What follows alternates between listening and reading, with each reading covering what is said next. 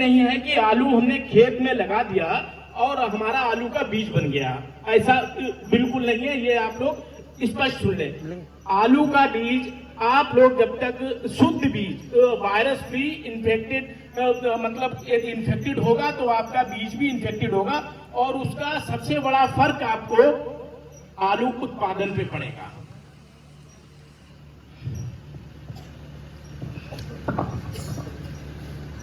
आप लोग ये बोतल के अंदर देख रहे होंगे, आप लोग ये सोच रहे हैं ये है क्या, और ये हकीकत है।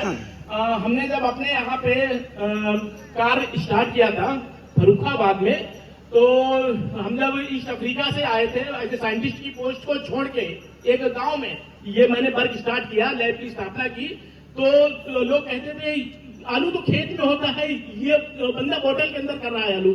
तो आलू की जो उत्पत्ति होती है ये आलू की पौध है। CPRI का तो शायद सबने नाम सुना होगा, सेंट्रल पोटैटो रिसर्च इंस्टीट्यूट, जो हिमाचल प्रदेश में है। वहां से हम जैसी कंपनियों का हम लोग हैं और भी कंपनियां हैं काफी, उन सभी कंपनियों को एक प्लांट इतना बड़ा ही उपलब्ध होता है, जो रजिस्टर्ड कंपनियां होती हैं उनको।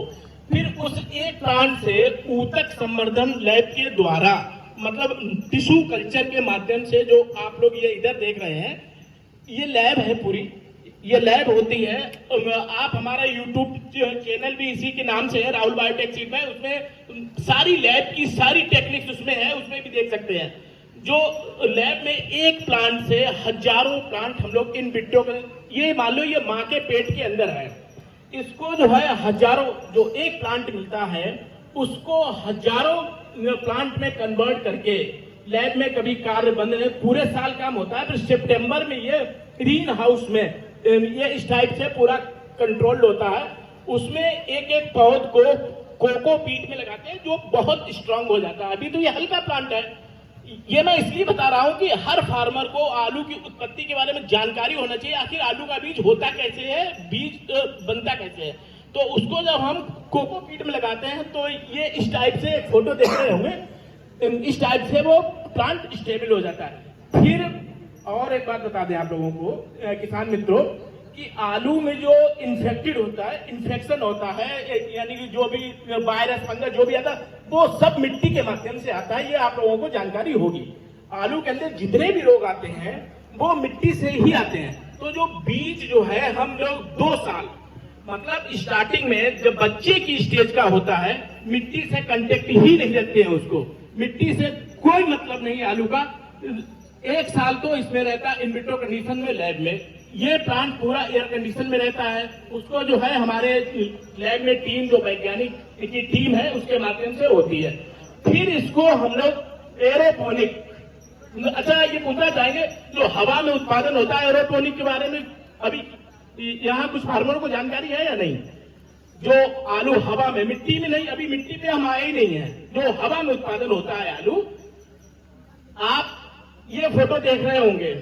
और हमारा यदि आपको पूरा देखना है तो हमारा जो यूट्यूब चैनल है राहुल बायोटेक सीड, तो उसको उसमें देख सकते हैं। ये जो है पूरा जो है हवा में आलू का उत्पादन होता है, जिसको कहते हैं हम लोग क्या, मिनी ट्यूबर, मतलब G0। G0 वो होता है जो लोग आप कंपनियों से या CPRI से लेते हैं पर पीस के हिसाब से, 6 रुपए, 7 रुपए, 8 रुपए, जो भी रेट रहता है। जो आप G0 लेते हैं वो जो है मिट्टी के कंटेक्ट से नहीं, हम लोग हवा के द्वारा उत्पादन इसका करते हैं।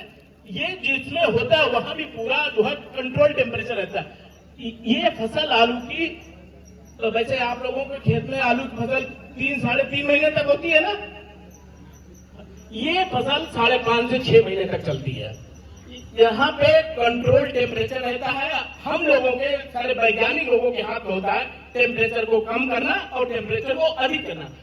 एक प्लांट से, जो एक छोटा सा प्लांट CPRI से आता है, उस प्लांट से 20,000 प्लांट हम लोग लैब में डेवलप करते हैं। फिर एक प्लांट से हम लोग ये मिनी ट्यूबर लगभग 70 से 80, ये आपको बता दें साइज क्या रहता है मिनी ट्यूबर का, ये लगभग इतना बड़ा रहता है। 70 से 80 आलू एक प्लांट से उसमें उत्पन्न होता है। ये तो होगी हवा वाली टेक्निक्स। अब जो दूसरी टेक्निक्स होती है मैं इसी की बात कर रहा हूं। मैं जो ये बोतल में रखे हैं प्लांट्स, ये देखिए जो ये प्लांट्स हैं मित्रों। तो अब ये जो दूसरी टेक्निक होती है वो होती है नेट हाउस टेक्निक। इस प्लांट को कोकोपीट में लगा के फिर उसको हम लोग नेट हाउस, आपने कहीं गए होंगे देखा होगा तो नेट टाइप के लगे होते हैं, उसके अंदर ये लगती है। ये फिर मिट्टी में लगता है, उससे भी हम लोगों को G0 बनता है, तो है ना। फिर G0 जब रेडी होके और फिर उसके बाद हम लोग इसको ओपन फील्ड में लगाते हैं, उसको कहते हैं G1 स्टेज। फिर उससे जो होता है G2 स्टेज, जनरेशन 1 और जनरेशन 2। और जो आप लोगों को बीज के लिए सुटेबल सबसे अधिक उत्पादन का होता है वो होता है G3, मतलब फाउंडेशन 1। आप लोगों को स्टेज के बारे में तो सबको पता होगा कि F1 आलू जो आप लोगों को मिलता है मोस्टली कौन सा मिलता है, फाउंडेशन 1। तो फाउंडेशन 1 को यहां से जर्नी स्टार्ट हो रही है और फाउंडेशन तक जाने के लिए हम लोगों को 4 साल लगती है। तब जाके हम किसान भाइयों को ये जो रखा है इस टाइप का आलू फाउंडेशन 1 आप लोगों तक उपलब्ध कराते हैं। अच्छा, अब तो ये हो गई पूरी बीज की बात। अब क्या है, हमने आपको बीज अच्छा दे दिया कि उसमें कोई रोग नहीं है।